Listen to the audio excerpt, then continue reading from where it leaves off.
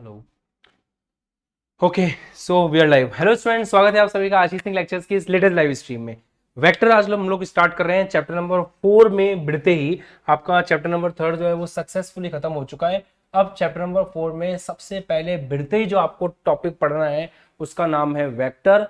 और आप लोगों को सबसे बढ़िया बात ये लगेगी कि अगर इस वेक्टर को आप लोगों ने मेरे साथ मिलकर के सही तरीके से समझ लिया तो पूरे जीवन भर जब तक आप साइंस पढ़ोगे ये टॉपिक आपके साथ रहेगा और आप लोगों को मदद करता रहेगा साइंस को समझने में, है ना।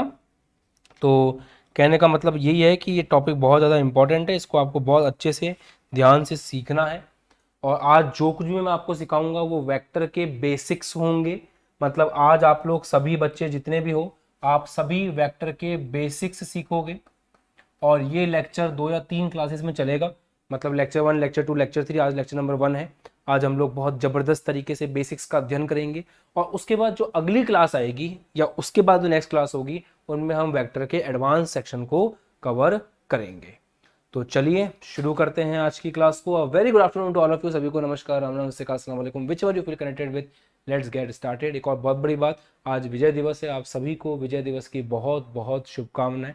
आज ही के दिन हम लोगों ने कारगिल फतेह किया था और हमारे वीर जवानों ने जो है अपना बलिदान देकर के देश के बहुत बड़े अभिन्न अंग की रक्षा की थी। तो ये बहुत गर्व का दिन है हमारे लिए और हम सभी को ये प्रण लेना चाहिए कि हम लोग जो भी करें वो अपने देश के लिए हो और हम लोग बहुत अच्छे से अपने दायित्वों का निर्वाह करें। हम लोग बॉर्डर पे नहीं जा सकते हैं, हम लोग वहाँ जा कर के अगर उस तरह से देश को योगदान नहीं दे पा रहे हैं तो हम लोग यहाँ अंदर रहकर भी अगर अच्छे से ईमानदारी से काम करते रहेंगे तो वो भी देश के लिए बहुत बड़ी बात होगी। ठीक है, तो आप सभी को बधाई। और हम लोग शुरुआत करते हैं वेक्टर की, ध्यान सुनिएगा। एक्चुअल में क्या है, सदिश को जब भी पढ़ाया जाता है, जब भी पढ़ा जाता है ना, तो हम लोग कुछ कुछ चीजें मिस कर देते हैं। यहाँ के बेसिक्स में कुछ चीजें अगर आपने मिस कर दी तो आने वाले समय में जब उसका यूज आना शुरू होगा तो आपको कम समझ में आएगा। इसलिए मैं ये कोशिश करूंगा कि आप लोग वेक्टर को उस तरह से पढ़ो कि अगर वहां से जुड़ा हुआ बेस्ट से बेस्ट क्वेश्चन भी आए तो वो आपसे सॉल्व होना चाहिए। शुरू करते हैं, ध्यान दीजिएगा। आप सभी लोग फटाफट हेडिंग लगाएं। सबसे पहले आदेश वर्सेस सदिश।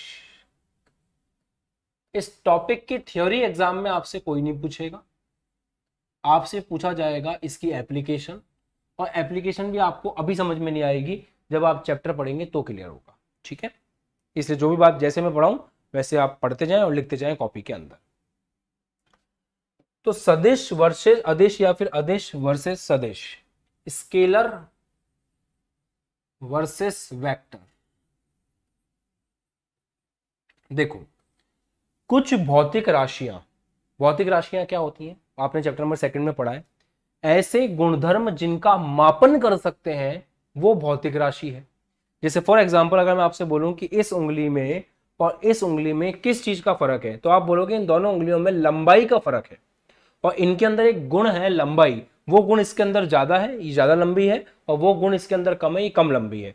और इसमें जो गुणधर्म का अंतर है उस गुणधर्म का नाम है लंबाई। और हम उस गुणधर्म का मापन भी कर सकते हैं कि पहले वाली उंगली कितने सेंटीमीटर की है और दूसरी वाली उंगली कितने सेंटीमीटर की है। तो ऐसे गुणधर्म जिनका आप मापन कर सकते हो उसे हम कहते हैं आपकी भौतिक राशि। और ऐसा गुणधर्म जिसका आप मापन नहीं कर सकते, जैसे फॉर एग्जाम्पल आप अपने दोस्त से बहुत ज्यादा प्यार करते हो पर वो जो प्यार है उसका आप मापन नहीं कर सकते कि आप 5 किलो प्यार करते हो, 10 किलो प्यार करते हो, 15 किलो प्यार करते हो। तो जो प्यार है वो भी एक भौतिक गुणधर्म है परंतु उसका मापन संभव नहीं है। इसलिए फिजिक्स की किताबों में आपको प्यार मोहब्बत ये शब्द दिखाई नहीं देते कि मैं उससे 5 न्यूटन प्यार करता हूं, मैं उससे 10 न्यूटन प्यार करता हूं, ऐसा नहीं होता है। ठीक है, तो भौतिक राशियां जो है मैंने आपको परिभाषा समझा दी। कुछ भौतिक राशियां ऐसी होती हैं जिन भौतिक राशियों में केवल और केवल वैल्यू से काम चल जाता है। जैसे मैं आपको बोलूं एग्जाम्पल के तौर पे, वैल्यू को बोलते हैं यहां पे परिमाण।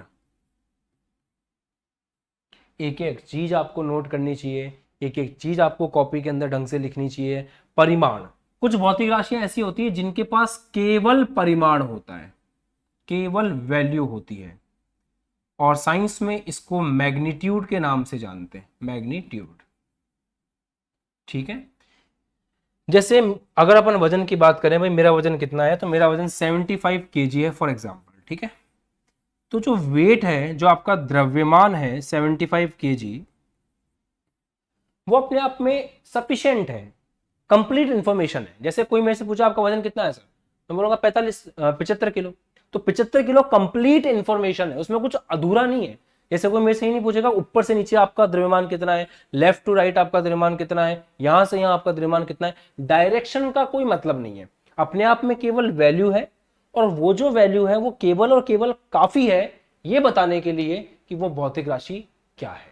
तो कुछ भौतिक राशियों को बताने के लिए, कुछ भौतिक राशियों को पूरी तरह से प्रदर्शित करने के लिए केवल और केवल परिमाण की आवश्यकता होती है, दिशा की आवश्यकता नहीं होती है। ऐसी भौतिक राशियों को हम लोग अदिश राशियों के नाम से जानते हैं। अदिश, दिश मतलब दिशा, अ मतलब नहीं, जिसकी कोई दिशा नहीं हो, जिसके पास केवल परिमाण हो, उसको हम अदिश राशि के नाम से जानते हैं। और 45 किलो जो है, इसके अंदर भी अपन देखें तो ये राशि का भौतिक मान है, और 45 आंकिक मान हो गया, और केजी जो है ये इसका इकाई है। तो आंकिक मान और इकाई को मिलकर के एक भौतिक राशि का मापन तैयार होता है। अब कुछ भौतिक राशियां ऐसी हैं जिनमें केवल और केवल इतना बताने से काम नहीं चलता है कि वैल्यू कितनी है। मैं आपको एग्जांपल समझाऊंगा। जैसे इसका एग्जांपल समझते हैं। मैंने आपको ये कहा कि भाई ये आपका घर है और ये आपका स्कूल है।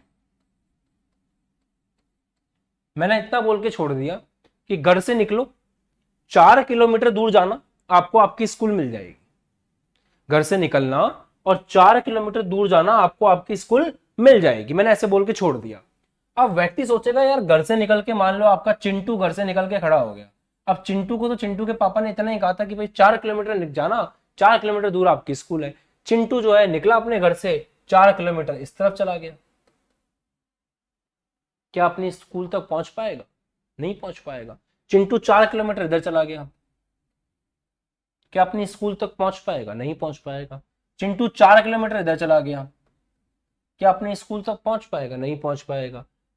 4 किलोमीटर इधर चला गया, क्या अपनी स्कूल तक पहुंच पाएगा? नहीं पहुंच पाएगा।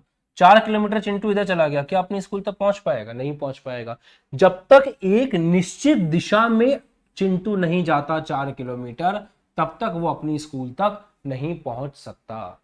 तो पिताजी को यहां पे दिशा बताने की जरूरत थी कि बेटा 4 किलोमीटर जाना है आपको, आपके घर से स्कूल का सबसे छोटा रास्ता 4 किलोमीटर है, परंतु उस 4 किलोमीटर इस पर्टिकुलर दिशा में जाना है। मान लेते हैं north south east west, north south east waste. तो उनको बोलना चाहिए था कि बेटा तेरे को ईस्ट डायरेक्शन में जाना है, जहां से तेरे को ईस्ट में जाना है 4 किलोमीटर। अब पिताजी ने ये बात नहीं बताई, बच्चा नहीं पहुंच पाया। तो इसका मतलब यहां पे केवल परिमाण से काम नहीं चल रहा, यहां पे केवल वैल्यू से काम नहीं चल रहा। यहां पे बताना बेहद आवश्यक है कि आपका दिशा क्या है। तो जब परिमाण और दिशा दोनों की जरूरत महसूस होने लग जाए, जब परिमाण और दिशा दोनों की आवश्यकता पड़ने लग जाए, तो हम कहते हैं कि यहां पे सदिश राशि का रोल आ रहा है। सही है। तो पॉइंट यहां पर निकल के आ गया कि दूसरी राशि ऐसी होती है जिसके पास परिमाण भी होता है, जिसके पास दिशा भी होती है, उसे हम लोग कहते हैं सदिश राशि। अब आपको एक बात बताऊं, बहुत इंटरेस्टिंग बात बताता हूं मैं आपको। जो सदिश राशियां होती है ना, उन सदिश राशियों के साथ एक तीसरी कंडीशन भी होती है। ऐसी भौतिक राशि जिसका परिमाण हो, ऐसी भौतिक राशि जिसकी दिशा हो, ये दोनों चीजें हों, साथ में एक और चीज का होना बेहद आवश्यक है। वो है कि वो भौतिक राशि सदिश योग के नियम का पालन करनी चाहिए। सदिश योग के नियम का पालन। अगर कोई भौतिक राशि सदिश योग के नियम का पालन नहीं करती है, तो हम उसको सदिश राशि नहीं कहते। अब हो सकता है आपके ऊपर से गया हो, मैं आपको एक मस्त एग्जांपल देता हूं, ध्यान सुनना। जैसे ये ब्लॉक है, इस ब्लॉक के ऊपर आपने इधर बल लगाया 5 न्यूटन का, इस ब्लॉक के ऊपर आपने इधर बल लगाया 5 न्यूटन का, इस ब्लॉक के ऊपर इधर भी आपने बल लगाया 5 न्यूटन का। अब मेरा सवाल आपसे यह है कि एक बात बताओ, यहां पे जो बल लग रहा है वो बल ये वाला बल है और ये वाला बल है, इन दोनों बलों के योग के बराबर होगा। सही है। अब आप देख रहे होगे सर आपने ये एरो क्यों बनाया, इसके ऊपर मैं आऊंगा अभी, आप बस सुनते जाओ। मैं आपको ये बोल रहा हूं कि इस बॉक्स से, एक छोटा सा बॉक्स है आपके पास, आपको केवल इतना पूछ रहा हूं कि इस बॉक्स के ऊपर अगर आपने इधर 5 न्यूटन का बल लगाया है और इधर 5 न्यूटन का बल लगाया है, क्या इस बॉक्स के ऊपर नेट बल कोई लग रहा होगा? क्या इस बॉक्स के ऊपर नेट कोई बल लग रहा होगा? आपके दिमाग में एकदम से क्लिक करेगा, सर बहुत सिंपल सी चीज पूछ ली आपने। जैसे हमें कोई इधर से खींच रहा हो 5 न्यूटन से उधर और मुझे कोई इधर खींच रहा हो 5 न्यूटन से उधर, तो ये 5 न्यूटन इस 5 न्यूटन को कैंसिल कर देगा और मैं ना तो उसकी तरफ जाऊंगा और ना ही मैं उसकी तरफ जाऊंगा। मतलब यहां पे हम ये बोल सकते हैं कि जब मैं इन दोनों बलों को जोड़ रहा हूं, इन दोनों बलों का नेट निकाल रहा हूं, तो अगर एक बल प्लस में लिया जाएगा तो दूसरा बल माइनस में लेना पड़ेगा, क्योंकि विपरीत दिशा में है और वैल्यू कितनी निकल के आ जाएगी? 0। सही है। तो इस हिसाब से यहां पे देखा जाए तो ये दोनों बलों ने एक दूसरे को कैंसिल कर दिया और यहां पे इन दोनों को जोड़ने पर आंसर कितना निकल के आया? 0 आया। अब मेरा सवाल आपसे थोड़ा सा एक और है कि मान लो यहां से करंट आई आ रही है या यहां से करंट आ रही है 6 एम्पियर, करंट जानते हो ना, विद्युत धारा 6 एम्पियर आ रही है। यहां पे आपने एक बल्ब लगा रखा है, यहाँ पे भी आपने एक बल्ब लगा रखा है।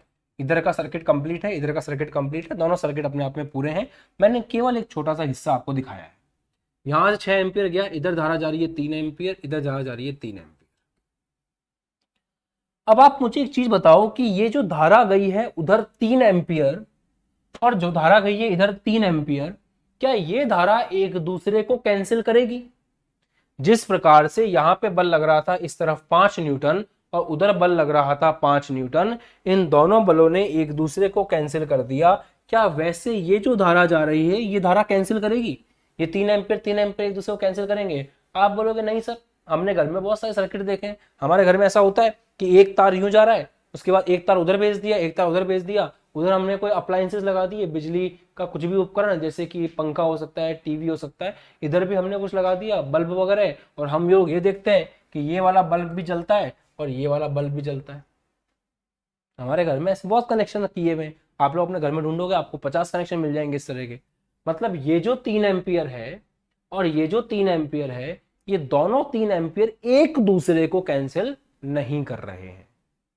अगर ये दोनों 3 एम्पियर एक दूसरे को कैंसिल नहीं कर रहे हैं, इसका मतलब यहां पर आपके सदिश योग के नियम नहीं लग रहे हैं, क्योंकि सदिशों में आप देखो ऐसे विपरीत होते हैं तो एक दूसरे को कैंसिल कर देते हैं। मतलब विद्युत धारा कितनी कमाल की चीज है, विद्युत धारा के पास परिमाण है। आपको पता होगी ये बात, आप लोगों ने क्लास 10 में पढ़ा होगा कि विद्युत धारा के पास परिमाण तो होता है, 5 एम्पियर, 10 एम्पियर, 15 एम्पियर, 20 एम्पियर। विद्युत धारा के पास दिशा भी होती है, हम लोगों ने मान रखा है कि उसकी दिशा प्लस से माइनस की तरफ होती है। आपने देखा होगा ना, सेल के प्लस से विद्युत धारा बाहर निकलती है और सेल के माइनस में एंटर करती है। तो विद्युत धारा के पास दिशा भी है, विद्युत धारा के पास परिमाण भी है, उसके बाद भी जो आपकी विद्युत धारा है वो सदिश राशि नहीं होती।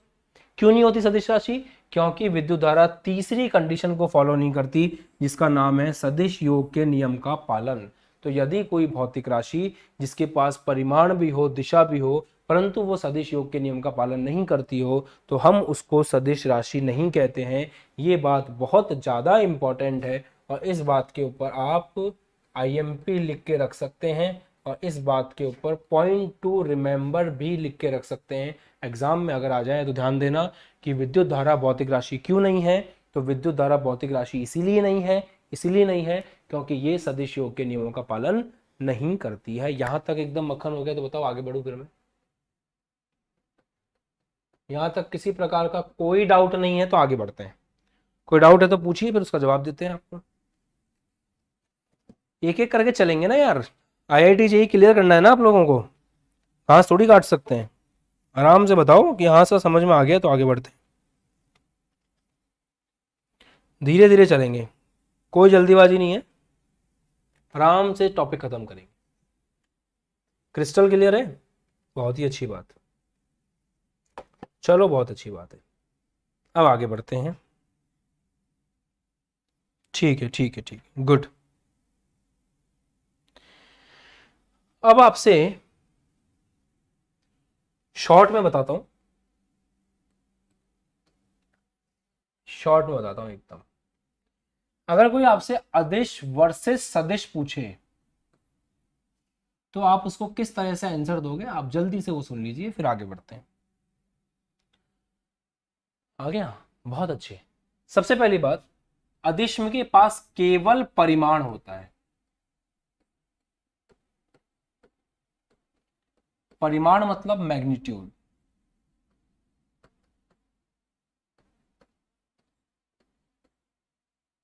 सिंपल भाषा में वैल्यू, केवल वैल्यू होती है। अदिश जो है, अदिश के बारे में बहुत सिंपल है, बहुत सिंपल अदिश के बारे में, कि अदिश के पास परिमाण भी होता है, सदिश के पास परिमाण भी होता है, प्लस तीनों चीजें होती हैं इसके पास, परिमाण भी होता है, इसके पास दिशा भी होती है, डायरेक्शन भी होती है, तीसरी चीज ये सदिश योग के नियम का पालन भी करता है। सदिश योग के, सदिश योग के नियम की पालना भी की जाती है। सदिश योग के नियम की पालना भी करता है। ठीक है, ये तीनों होंगे तो ही एक सदिश राशि बनेगी। अगर इनमें से कोई भी एक चीज नहीं है तो सदिश राशि नहीं कहलाएगी।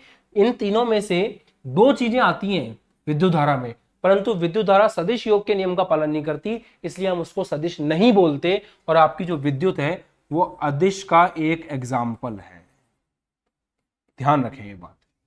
अब आते हैं पॉइंट नंबर सेकंड के ऊपर, जो आपके पास इंपॉर्टेंट है, जो आपको ध्यान रहना चाहिए। वो पॉइंट ये है कि यहां पर जब हम अदिशों को जोड़ते हैं तो बीज गणितीय योग करते हैं, बीज गणितीय योग।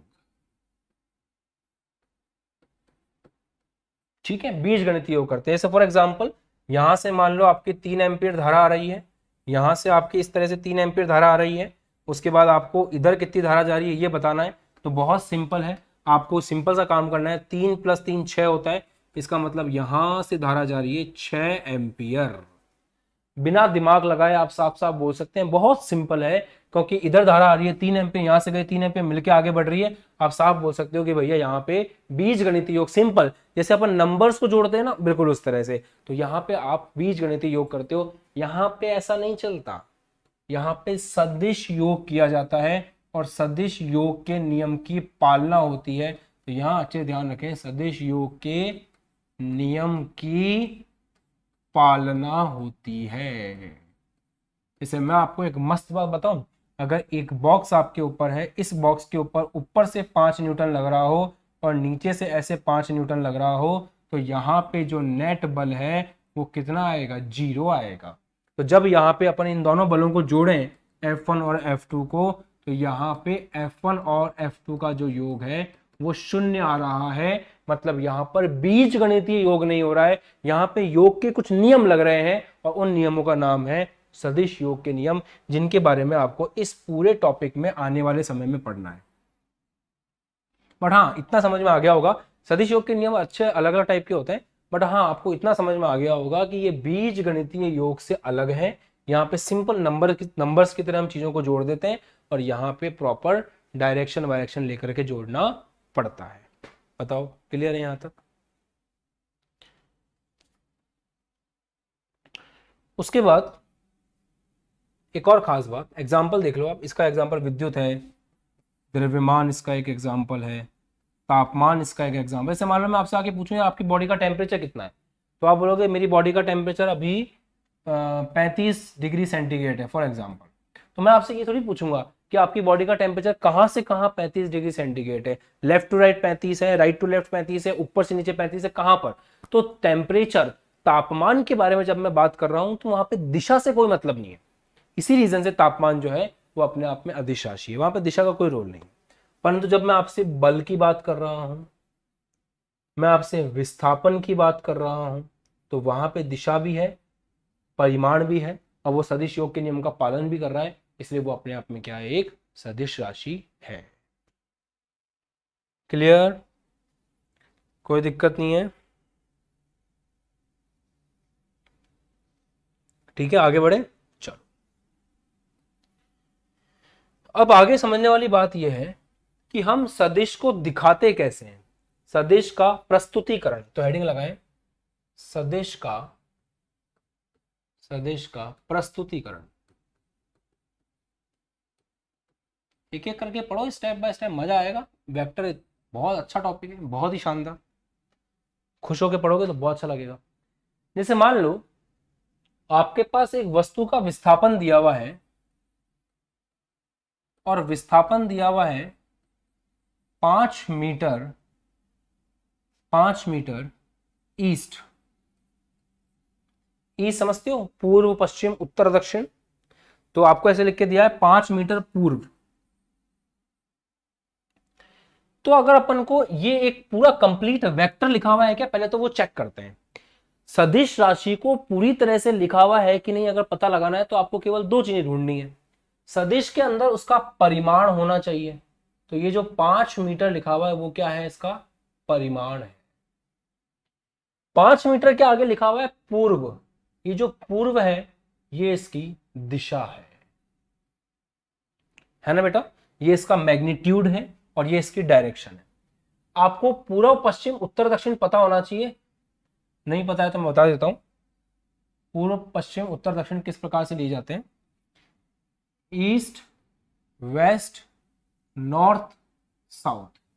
जब न्यूमेरिकल्स वगैरह करोगे चीज बहुत ज्यादा काम आएगी। इधर आपका पूर्व, पूर्व के सामने पश्चिम, उत्तर दक्षिण, इस तरह से लिखा जाता है। ठीक है, अब बहुत गौर समझिएगा, यहां पे बोल रहा है विस्थापन बराबर 5 मीटर पूर्व, और इसको हमको प्रदर्शित करना है, प्रस्तुत करना है। विस्थापन का सिंबल होता है x, या फिर आप चाहो तो विस्थापन के लिए डेल्टा x भी ले सकते हो। ये विस्थापन का सिंबल है। हो सकता है कुछ बुक्स के अंदर विस्थापन का सिंबल जो है वो सिंपल s लिया हुआ हो, कोई दिक्कत नहीं है उसमें। अब जब भी आप देखोगे किसी वेक्टर को, जब भी आप देखोगे किसी सदिश को किताबों के अंदर लिखा हुआ है ना, किताबों में लिखा हुआ, जैसे आप फिजिक्स की कोई भी बुक ले लो, उसके अंदर आप जब वेक्टर्स को देखोगे तो वेक्टर्स को अलग करने के लिए हम उनके सिंबल्स के ऊपर इस प्रकार से एक एरो बना देते हैं। जैसे मैं आपको बताऊं, अगर दूरी और विस्थापन की आप बात करो तो दूरी अपने आप में एक अदिश राशि है, विस्थापन अपने आप में एक सदिश राशि है। तो किताब में सदिश राशि का सिंबल लिखा है या फिर अदिश राशि का सिंबल लिखा है, इसको अलग करने के लिए हमने दिमाग लगा रखा है कि भाई हम ऐसे ऊपर एरो बना देंगे। तो ऊपर एरो बना दिया मतलब वो सदिश राशि है, पहली बात तो ये। दूसरी बात, किसी भी सदिश राशि को प्रदर्शित करने का बहुत आसान तरीका है, जितना उसका परिमाण है उतने परिमाण की आपको लाइन खींच देनी है।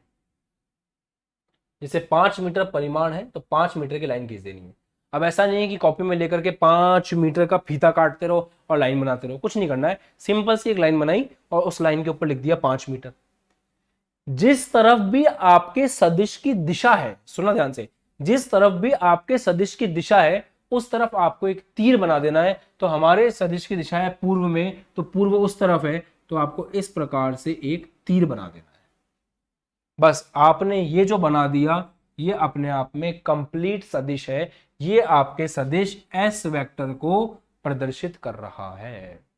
तो सदिश का प्रस्तुतिकरण बेहद आसान है।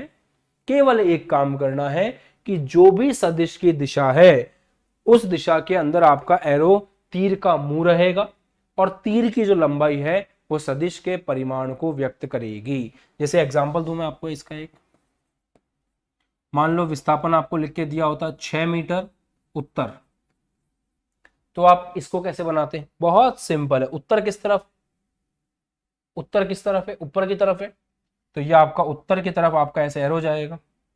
कितना है परिमाण, 6 मीटर, इस एरो के ऊपर आप लिख देंगे 6 मीटर। बस ये आपने प्रदर्शित कर दिया एस वेक्टर, सिंपल। तो जो भी सदिश की दिशा हो उसकी तरफ उसका मुंह रहेगा, और जो लंबाई है सदिश की वो उसके परिमाण को प्रदर्शित करेगी। बोलो यहां तक समझ में आ गया? यहां तक कोई दिक्कत नहीं है? ठीक है। एक बात और करनी है आप लोगों से, जैसे मान लो आपको एक सदिश लिख के दिया 5 मीटर उत्तर की ओर,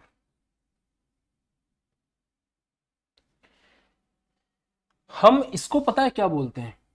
इसको बोलेंगे सदिश एस, पूरा बोलेंगे इसको। इसको वेक्टर एस के नाम से पढ़ा जाएगा। क्यों बोलेंगे इसको पूरा सदिश? क्योंकि सदिश बराबर उसका परिमाण प्लस दिशा, आपने दोनों बता रखी है। तो अगर परिमाण प्लस दिशा दोनों दे रखी हो तो उसको हम बोलते हैं कंप्लीट सदिश, तो इसको कहा जाएगा कंप्लीट सदिश। परंतु अगर मैं आपसे बोलूं कि मुझे केवल इस सदिश एस का परिमाण चाहिए, मुझे केवल इस सदिश एस का परिमाण चाहिए, मतलब मेरे को केवल इसका मैग्नीट्यूड चाहिए।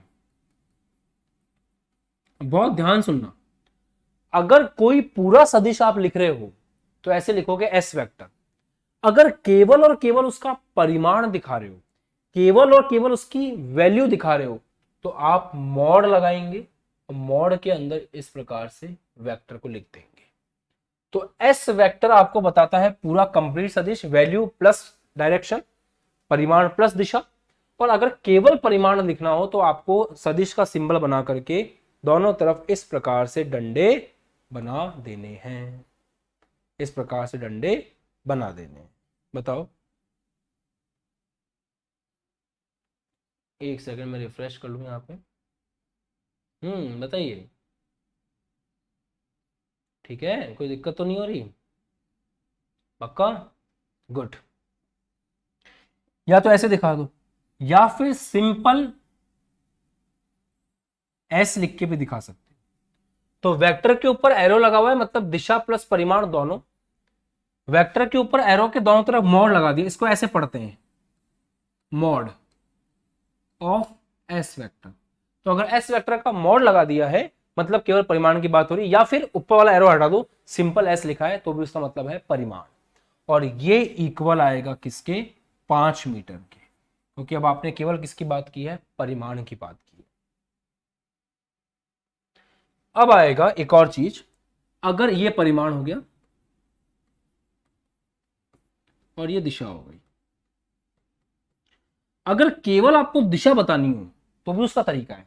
जैसे मान लो ऐसे लिखाओ, सदिश एस वेक्टर का एकांक सदिश, ध्यान सुनना बहुत मजा आएगा, एकांक सदिश, इसको बोलते हैं इंग्लिश में यूनिट वेक्टर।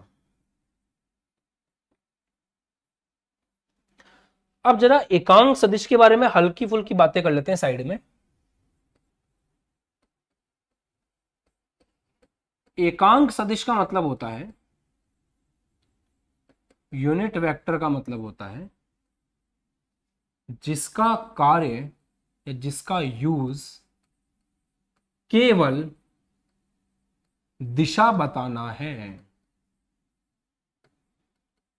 अब आप चाहें तो अपनी कॉपी में इसको इस तरह से लिख लें, समय के साथ साथ आपको ये बहुत कंफर्टेबली समझ में आ जाएगा। बट अभी फिलहाल आप ये लिख लें कि यदि कोई दिशा बताने का काम करे, यदि कोई केवल दिशा बताने का काम करे, तो उसको हम एकांक सदिश के नाम से जानते हैं। और इसको शो कैसे करते हैं? जैसे मान लीजिए कोई एकांक सदिश है आर, तो उसके ऊपर ऐसे कैप लगाएंगे, टोपी, और इसको इस प्रकार पढ़ा जाएगा आर कैप। तो आर कैप पता है क्या कहलाएगा? आर कैप कहलाएगा एकांक सदिश। अभी आपको समझ में आएगा, 1 मिनट रुको। जैसे यहां मैं लिख रहा हूं सदिश एस का एकांक सदिश, तो उसको हम दिखाएंगे एस कैप से। किसे दिखाएंगे? एस कैप से। और पता है वो क्या बताएगा? वो केवल और केवल दिशा बताने का काम करेगा। मतलब अगर इस एग्जांपल में मैं एस कैप की बात करूं तो एस कैप का मतलब होगा उत्तर की ओर।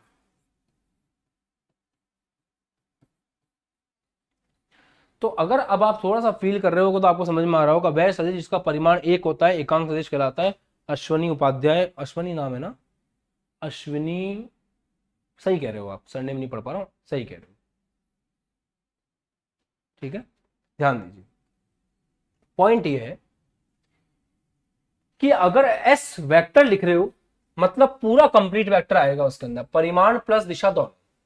अगर एस वेक्टर का मॉड लगा के लिख रहे हो केवल परिमाण निकल के आएगा, और अगर एस कैप लिख रहे हो तो केवल दिशा निकल करके आएगी।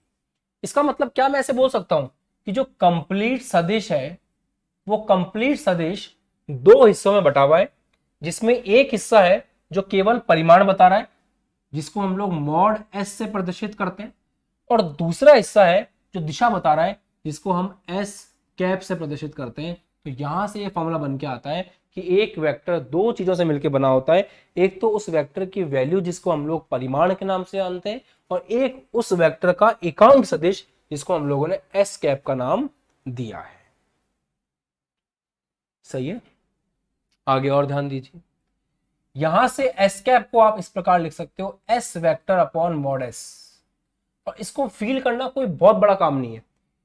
5 मीटर उत्तर की ओर में किसका भाग लगाऊं कि केवल उत्तर की ओर बचे, तो 5 मीटर उत्तर की ओर एस वेक्टर है, इसके अंदर 5 मीटर का भाग लगा दो तो 5 मीटर से 5 मीटर कट जाएगा, केवल बचेगा उत्तर की ओर। इसका मतलब ये जो एस कैप है ये एक्चुअल में कंप्लीट वेक्टर में वैल्यू का भाग लगाने से मिलकर के बना हुआ है, सिंपल। तो यहां पे अगर अपन कंप्लीट वेक्टर में से उसके परिमाण को भाग दे दें तो केवल दिशा बचेगी, और केवल दिशा बताना आपका एकांक सदिश कहलाता है। तो इस तरह से एकांक सदिश का फॉर्मूला बनके तैयार होता है। क्या आपको ये फॉर्मूला समझ में आ गया? क्या यहां तक मक्खन है? जल्दी बताओ फिर आगे बढ़ते हैं। एक एक करके समझ रहे हैं अपन, टाइम है अपने पास, अपन आराम से कर सकते हैं, कोई बहुत ज्यादा मुश्किल चीज नहीं है, इट्स इजी।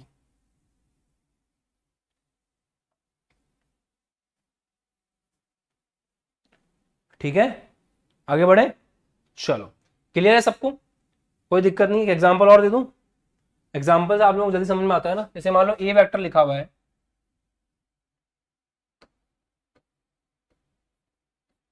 10 मीटर पूर्व की ओर। अब मैं आपसे पूछूं कि मॉड ए वेक्टर क्या होगा, या फिर सिंपल ए लिखा है उसका मतलब क्या है?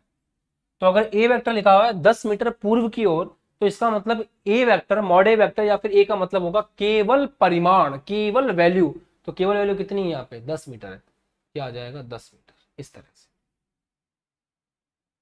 और अगर मैं ऐसे लिख के दूं आपको ए कैप, तो ए कैप का मतलब क्या होगा? ए वेक्टर का एकांक सदिश जो ए वेक्टर की दिशा बता रहा है, और ए वेक्टर की दिशा दिशा अकेली बताओगे तो कितना है? पूर्व की ओर, तो ये इक्वल टू आ जाएगा पूर्व की ओर।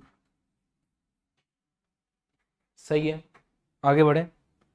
तो बस अब तो समझ में आ गया होगा। और यहां से भी आपको दिख रहा है कि A cap is equal to A vector upon mod ए।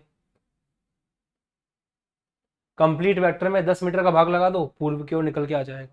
तो इस प्रकार से फॉर्मूला सही बैठता है, A cap is equal to A vector upon mod A. या फिर आप यहां से भी देख सकते हो कि यार जो ए वेक्टर लिखा हुआ है वो दो हिस्सों से मिलकर बना है।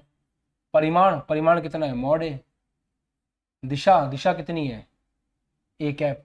इस तरह से तो फॉर्मूले टफ नहीं होते हैं, फॉर्मूले समझने का बस एक तरीका होता है। बेस्ट है, चलो। अब जो मैं सिखाने जा रहा हूं वो बहुत ही ज्यादा इंपॉर्टेंट है, उसको बिल्कुल भी हल्के में मत लेना। मैं आपको दिशा का ज्ञान देने जा रहा हूं बहुत अच्छे से, वो समझ में आ जाएगा तो फिर आप बिल्कुल भी परेशान नहीं होंगे।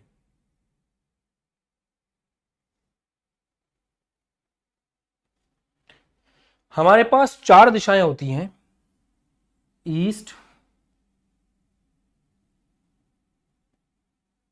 East, west, north, south. दिशा ज्ञान बहुत जरूरी है न्यूमेरिकल्स को सॉल्व करने में। ये आज की क्लास का सबसे इंपॉर्टेंट सेक्शन है। अगर ये आपको समझ में आ गया तो मजा आ जाएगा। ध्यान दीजिए, नॉर्थ, सबसे पहले ईस्ट, इसको हम पूर्व दिशा भी कहते हैं। ईस्ट वेस्ट, पूर्व पश्चिम। नॉर्थ, उत्तर दक्षिण। North south. East west north south, east west north south. तो अगर कोई इस दिशा में है तो आप लिख देंगे 5 मीटर ईस्ट, अगर कोई इस दिशा में है तो आप लिख देंगे 5 मीटर वेस्ट, अगर कोई ऊपर वाली दिशा में आप लिख देंगे 5 मीटर नॉर्थ, और अगर कोई नीचे वाली दिशा में तो आप लिख देंगे 5 मीटर साउथ। मुझे नहीं लगता इसमें आपको कोई तकलीफ होगी, आप कंफर्टेबली कर लोगे। तकलीफ आपको तब होगी जब ऐसे कोई वेक्टर बना हो और ये एंगल 20 डिग्री हो, और तब मैं आपसे बोलूं कि अब मुझे ये बताओ कि इसको आप क्या बोलोगे, तब आपको तकलीफ होगी क्योंकि आपको नहीं पता इसको कैसे लिखते हैं। एक बात बताओ, ये वेक्टर जो है वो कहां से शुरू हो रहा है? ईस्ट से शुरू हो रहा है, नॉर्थ की तरफ जा रहा है। ईस्ट से कितने एंगल पर है? 20 डिग्री पर। जा किस तरफ रहा है? नॉर्थ की तरफ जा रहा है। तो हम इसको ऐसे लिखेंगे 20 degree north of east, 20 degree north east लिखा जाएगा इसको इस तरह से, 20 degree north of east, 20 degree north east इसको जो है लिखा जाएगा। बताइए सही है क्या? समझ में आया क्या? एग्जाम में आपको ऐसे लिख के देगा उत्तर पूर्व, तो आपको समझना पड़ेगा कि पूर्व से एंगल 20 डिग्री है और उत्तर की तरफ जा रहे हैं। ऐसे समझ में नहीं आया सर? एक और एग्जांपल और दे दो फटाफट। ठीक है, ये एग्जांपल लेते हैं। ये एंगल आपको दे रखा हो 30 डिग्री। इस एग्जांपल के बाद में ना आपको एकदम समझ में आ जाएगा बिना किसी दिक्कत के, एकदम समझ में आ जाएगा। ये 30 डिग्री किस तरफ जा रहा है? वेस्ट की तरफ जा रहा है। आ कहां से रहा है? नॉर्थ से। 30 डिग्री वेस्ट ऑफ नॉर्थ, इसको 30 डिग्री वेस्ट नॉर्थ के नाम से जाना जाए। बताओ समझ में आया? क्लियर हो रहा है कि नहीं हो रहा है एग्जांपल? एक और बात बताओ, ये 30 डिग्री वेस्ट ऑफ नॉर्थ लिखा हुआ है, इसको अपन एक और तरीके से लिख सकते हैं। ये एंगल कितना है? अगर ये पूरा एंगल कितना होता है? 90 डिग्री। ये 30 है तो ये कितना होगा? 60 डिग्री होगा। तो इसी डायरेक्शन को अपन बोल सकते हैं कि ये किसकी तरफ जा रहा है? नॉर्थ की तरफ जा रहा है। ठीक है, कहां से जा रहा है? वेस्ट से जा रहा है। कितने डिग्री पे? 60 डिग्री पे। इसी को बोल सकते हो 60 degree north of west, north of west. मतलब वेस्ट से निकला है, नॉर्थ की तरफ जा रहा है 60 डिग्री के एंगल पे, या फिर ऐसे बोल सकते हैं कि नॉर्थ से निकला है, वेस्ट पे जा रहा है 30 डिग्री के एंगल पे। समझ में आ रहा है? अरे ये नहीं आता बच्चों को समझ में भाई। जब एंगल देखने जाते हैं तो अच्छे से अच्छे लोग इसमें कंफ्यूज हो जाते हैं। अच्छे से अच्छे लोगों को क्लियर नहीं होता है कि कहानी कैसे चल रही है, नहीं समझ में आता। जैसे मैं आपको बना के दिखाऊं, ये ऐसे लिखा हुआ है और ये एंगल 45 डिग्री है।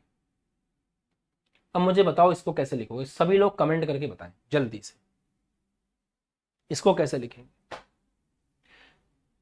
या फिर इसी डायरेक्शन को आप ऐसे बोल सकते थे, ये एंगल कितना होगा? 70 डिग्री, है ना? तो आप इसको ऐसे बोल सकते थे कि 70 डिग्री जा रहा है। किस तरफ जा रहा है? ईस्ट की तरफ जा रहा है। कहां से? नॉर्थ से। इसी को आप ऐसे भी बोल सकते हैं, 70 degree east of north. East of north का मतलब है ईस्ट की तरफ जा रहा है और नॉर्थ से अभी 70 डिग्री के एंगल पे। मतलब एंगल किससे बन रहा है वो बाद में लिखा होता है ऐसे। अब समझ जाओ आप, एंगल किससे बन रहा है। अगर एंगल 30 डिग्री किससे बन रहा है? नॉर्थ से बन रहा है, बाद में लिखा होगा। ये एंगल 60 डिग्री किससे बन रहा है? वेस्ट से बन रहा है, बाद में लिखा होगा। अब इसका नाम लिख के बताओ। 60 degree north of west, very good. 45 degree east of south. 45 degree कहां से आ रहा है? कहां को जा रहा है? कहां जा रहा है? साउथ जा रहा है। कहां से आ रहा है? ईस्ट से आ रहा है, साउथ ऑफ ईस्ट। जिससे एंगल है वो बाद में लिखा होता है।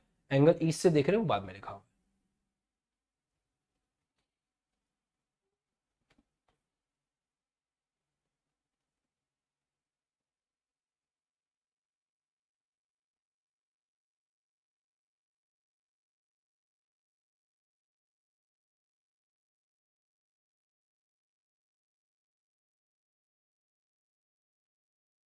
ठीक है,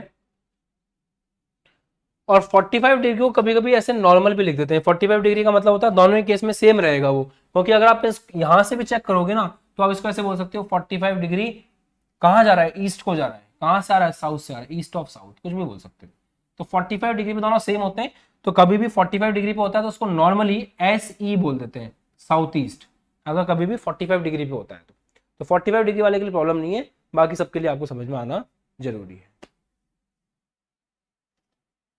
बताओ, एक और क्वेश्चन दूं करने के लिए, करोगे सभी बच्चे, करोगे बोलो? ठीक है ठीक है ठीक है।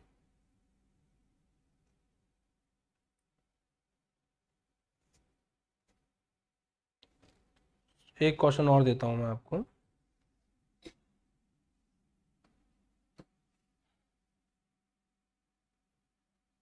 उसके बाद आगे आपको फिर ये 30 डिग्री का एंगल पर है, बताइए इसका नाम क्या हो।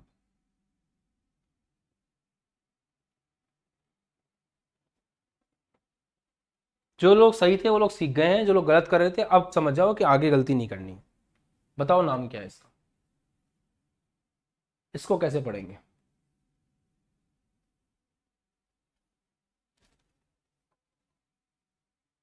कैसे पढ़ेंगे बताओ, लिखो जल्दी, जल्दी से बताओ फटाफट।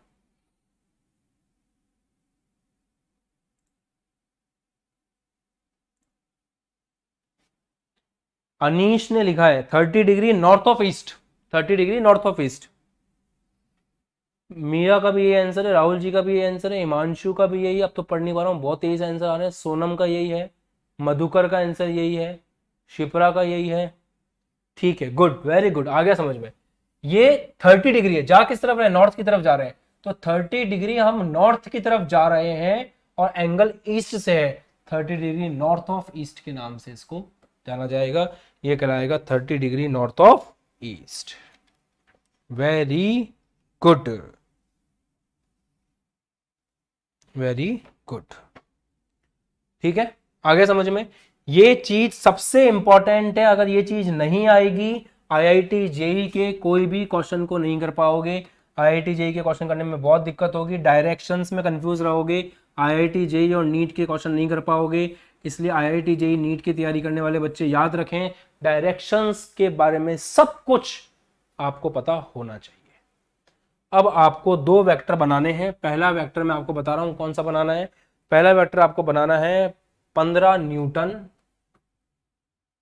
15 Newton 27 degree east of south. इसको ड्रॉ कीजिए आप, इस वेक्टर को ड्रॉ कीजिए, एक ही कर लो बहुत है, इस वेक्टर को ड्रॉ कीजिए। चलो एक और दे देता हूं, 15 newton, 15 newton west of north, angle है 10 डिग्री। अपनी कॉपी में ड्रॉ कीजिए। अब वो तो मैं चेक कर नहीं पाऊंगा कि आपने कहाँ कैसे क्या ड्रॉ किया है, बट हाँ उम्मीद करता हूँ कि आपको टॉपिक आ गया होगा, तो आप लोगों ने सही ड्रॉ किया होगा। वीडियो को पॉज करके ड्रॉ कीजिए और फिर मेरे साथ चेक करना कि जो आपने किया वो सही था या गलत था। ईस्ट वेस्ट नॉर्थ साउथ, मतलब ईस्ट की तरफ जा रहे हैं साउथ से, और साउथ से एंगल बना हुआ है 27 डिग्री। तो साउथ से ईस्ट की तरफ जा रहे हैं, ठीक है, साउथ से ईस्ट की तरफ जा रहे हैं, साउथ से ईस्ट की तरफ जा रहे हैं और साउथ से एंगल बना हुआ है 27 डिग्री। क्या ये ठीक है? और वैल्यू कितनी है? वैल्यू दे रखी है 15 न्यूटन। जो वेक्टर की लंबाई होती है वो वैल्यू को शो करती है, इसके ऊपर आप लिख सकते हो 15 न्यूटन। सही किया था? गलत तो नहीं किया किसी बच्चे ने? सही किया था ना एकदम। अगला देखो, सेकंड वाला, 10 degree west of south, east west north south. West की तरफ जा रहे हैं नॉर्थ से, तो नॉर्थ से वेस्ट की तरफ जा रहे हैं, नॉर्थ से वेस्ट की तरफ जा रहे हैं और एंगल नॉर्थ से बनेगा, क्योंकि नॉर्थ से वेस्ट की तरफ जा रहे हैं और एंगल नॉर्थ से है तो 10 डिग्री नॉर्थ से, ये जो एंगल होगा ये होगा 10 डिग्री, और वैल्यू कितनी होगी इसकी 15 न्यूटन। अब जिन भी बच्चों ने एग्जैक्टली यही ड्रॉ किया था वो जल्दी से कमेंट करके बताओ कि हाँ हमारा बिल्कुल सही था, और अगर आपका सही था तो आपको ये टॉपिक मक्खन हो गया, आपको आ गया है समझ में कि किस प्रकार से डायरेक्शन देखी जाती हैं, और आने वाले समय में ये चीज़ आपके बहुत ज़्यादा काम आएगी, क्योंकि वेक्टर्स को सॉल्व करने में ये चीज़ बहुत ज़्यादा इंपॉर्टेंट है। बताइए। तो अभी अभी आप लोगों ने आज की क्लास में पार्ट नंबर 1 था, इतना मैंने लोड आपको दिया भी नहीं, बहुत सिंपल सेक्शन था जिसके अंदर आप लोगों ने वेक्टर के बारे में बहुत छोटी छोटी बेसिक चीज़ें जानी कि आपका वेक्टर कैसा होता है, वेक्टर सदिश और अदिश में क्या डिफरेंस है, विद्युत धारा क्यों एक ऐसी भौतिक राशि है जो अदिश है जबकि उसके पास दिशा भी है और परिमाण भी है, वो आप लोगों ने समझा कि भाई वो सदिश योग के नियम का पालन नहीं करती, इसलिए हम उसको जो है मानते नहीं है। उसके बाद आप लोगों ने ये सीखा कि किस प्रकार एक सदिश को दिखाया जाता है, प्रदर्शित किया जाता है, जो उसका परिमाण है उतनी लंबाई की लाइन खींचते हैं, जो उसकी दिशा है उस तरफ तीर बनाते हैं।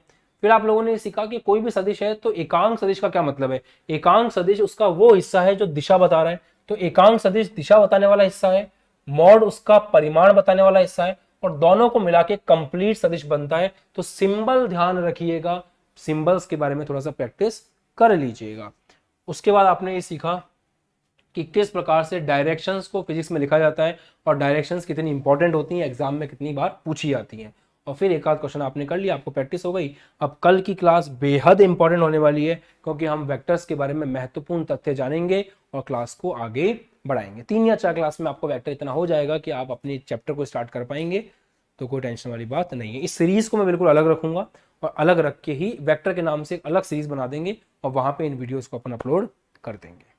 ठीक है, तो मिलेंगे अगली क्लास में। ध्यान रखिए, खुश रहिए, मस्त रहिए, पढ़ाई करते रहिए ताकि आपको दिक्कत ना हो। जिसने भी अभी तक भी मोमेंटम बैच ज्वाइन नहीं किया है, नीचे आपको व्हाट्सएप नंबर शो है, उसके बाद मैसेज करना है, मोमेंटम बैच ज्वाइन करना है, क्योंकि वहां पे आपको इससे संबंधित जो है एक्सक्लूसिव क्लासेस भी देखने को मिलेंगी, अच्छे अच्छे क्वेश्चंस वेक्टर से संबंधित आपको वहीं देखने को मिलेंगे। तो जिसने भी ज्वाइन नहीं किया आप जल्दी जल्दी ज्वाइन कर सकते हैं। अनीश ने बहुत सही लिखा है कि जिससे एंगल बन रहा है उसको लास्ट में लिखेंगे, बिल्कुल सही बेटा, अनीश मौर्य बिल्कुल सही लिखा है आपने, कोई टेंशन वाली बात नहीं है, आपका पॉइंट एकदम सही है। तो मिलेंगे अगली क्लास में। अभी बस आपकी 5-10 मिनट बाद केमिस्ट्री क्लास है, उसमें भी नया चैप्टर स्टार्ट कर रहे हैं अपन, 3rd चैप्टर। तो आप सभी लोग आइएगा, चैप्टर की स्टार्टिंग से अगर आप लाइव क्लास में साथ जुड़ जाओगे तो आगे भी अच्छा रहेगा। इस क्लास के जस्ट बाद अपन वहीं मिलते हैं। बाय बाय, जय हिंद, ध्यान रखिए, खुश रहिए, मस्त रहिए और पढ़ाई करते रहिए। बाय बाय, जय हिंद।